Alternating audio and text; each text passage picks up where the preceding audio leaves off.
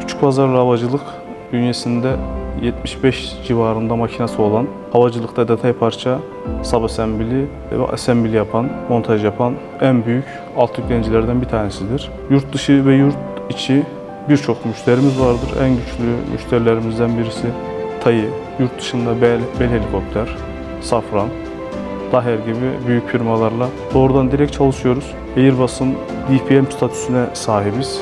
Doğrudan parça işleyebilir statüdeyiz.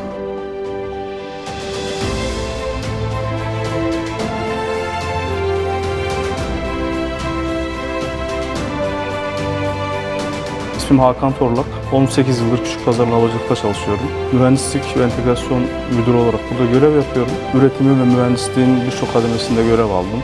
Manus ile tanışıklığımız çok eskiye dayanmaktadır. Yaklaşık 17 yıldır bize çözüm ortağı olmuşlardır. Bünyemizde olan çoğu makinenin postları Manus tarafından sağlanmaktadır. Beraber büyüdük diyebiliriz.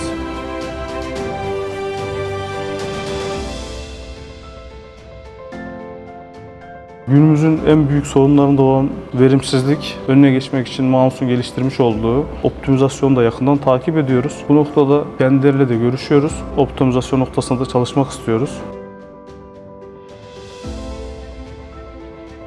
Bundan sonraki yapacağımız yatırımlarda da yine onların çözüm ortağı olmasını isteyeceğiz. Çünkü Manus her zaman bizim için bir çözüm ortağı olarak, onlar müşterisi gibi değil, bir çözüm ortağı olarak çalıştıkları için onlardan yana herhangi bir şikayetimiz zaten olmadı. Destek noktasında da lokasyon olarak aynı yerde olduğumuz için sürekli ziyaretimize de gelirler.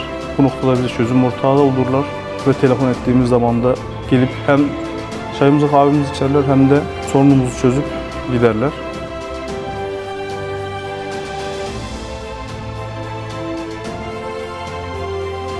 Manus bizim için çok önemli bir çözüm ortağıdır. Uzun yıllarda beraber çalışmaya istiyoruz.